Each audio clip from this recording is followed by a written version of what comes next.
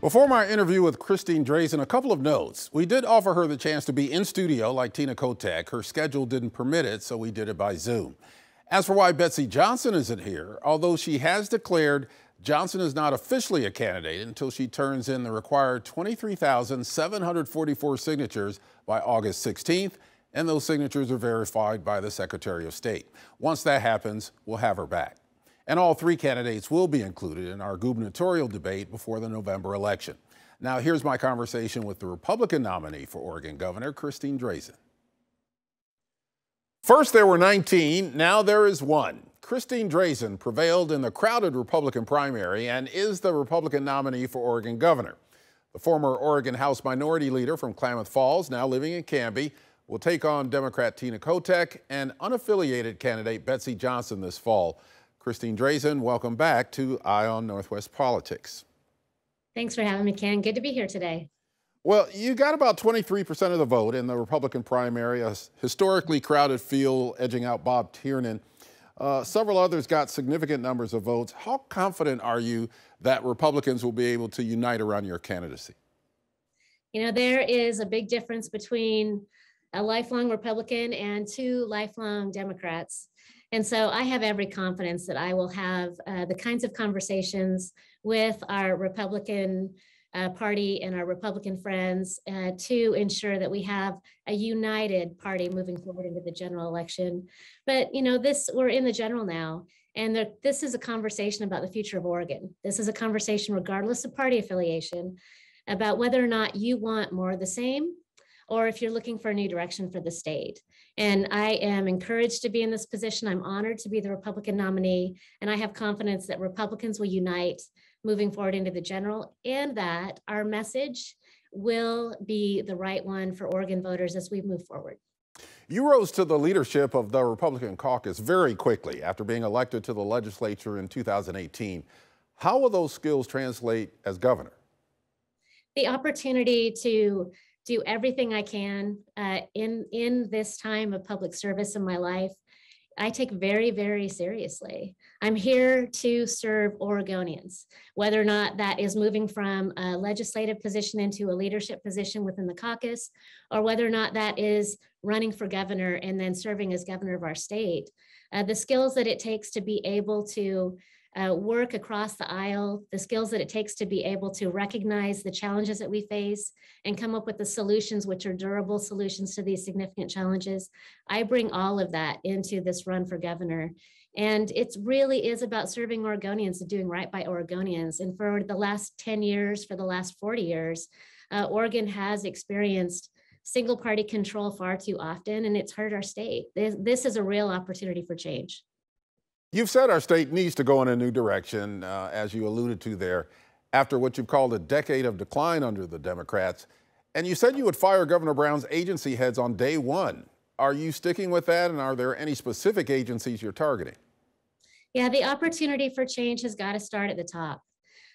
In requesting everyone's resignations, I don't believe is an unusual decision. It really ensures that the people that are leading these agencies are aligned with my vision for the future of Oregon, which is that they reduce regulations and rules that are unnecessary, that they work with Oregonians and have a mindset of customer service, and that they fulfill their core functions. So the employment department, their job is to get out employment checks. DMV, we need to effectively get people through the DMV in a timely fashion. We need good government, we need accountable government, and frankly, we need government that's less expensive for Oregon families. I need to ensure that the people that are leading these agencies, that are leading the core functions of government, that they're committed to that same vision. You're a conservative in what's regarded as a blue state with a decidedly Democrat majority in the legislature. What can a Republican governor do under those circumstances? It's an extraordinary opportunity to restore balance in our civic life in Oregon. The legislature is a body that passes legislation, passes budgets that come before the governor for signature. So the opportunity to work with a Democrat legislature or a Democrat chamber, if one of the chambers flips to Republican, is the opportunity to get better solutions for Oregonians. A veto is a powerful, powerful tool to get people to come to the table and work across the aisle. And that is what Oregonians need. We need not single party control, not a political agenda that's driven by one value set. We need the opportunity to be able to work across the aisle, to bring into the conversation and bring to the table people who have been left outside and have not been considered in the past, stakeholders that are adversely impacted by the decisions that are made when they're primarily focused on Portland. You say the days of, in your words, treating police like criminals and criminals like victims will end. Is that really what we're facing here in Oregon, especially in Portland? And what about police accountability when they do something wrong?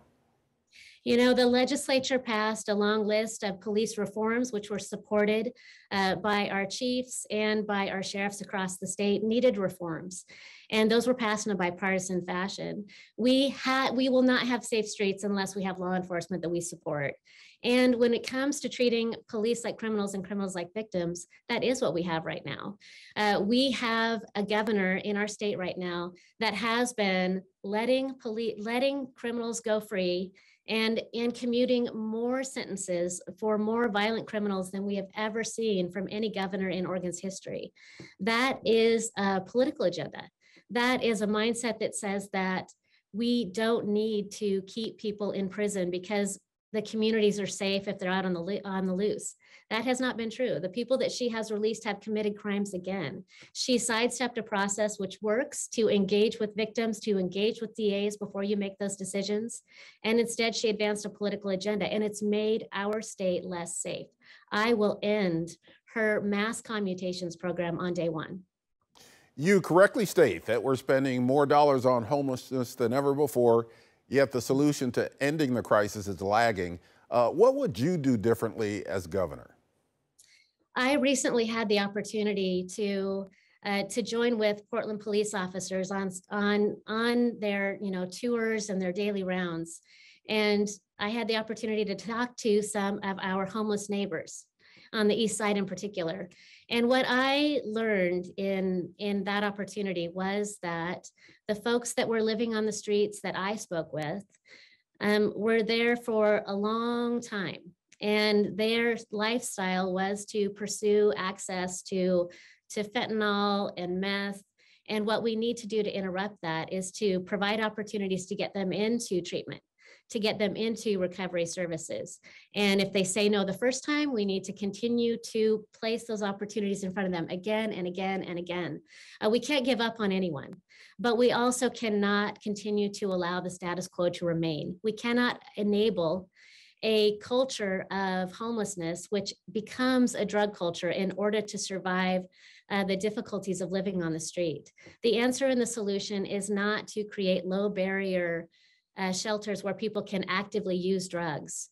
The solution is to get people into addiction services and recovery, and to support an expansion of that workforce and expansion of opportunities to get people the help that they need in our state.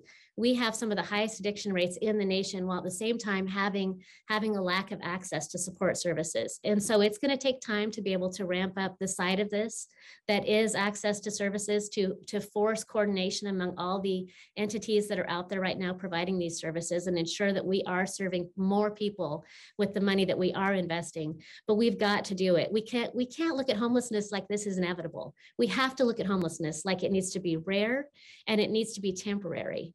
And that is a mindset shift that takes leadership. We've got less than a minute here, but your website says you would take steps to secure our elections. Do you believe there's a problem with Oregon elections? I believe that Clackamas County is falling on its face right now. I think that there's always an opportunity for us to ensure that we have more safeguards and more accountability at every level. There is nothing more sacred than a person's vote. And we need to do everything we can to ensure that our elections are functioning in a manner that has safeguards, accountability, and transparency. And we can always make more progress towards that end. Christine Drazan, thank you for joining me on Eye on Northwest Politics. We hope to talk to you again before the November election. I look forward to it. Thank you. Eye on Northwest Politics will be right back.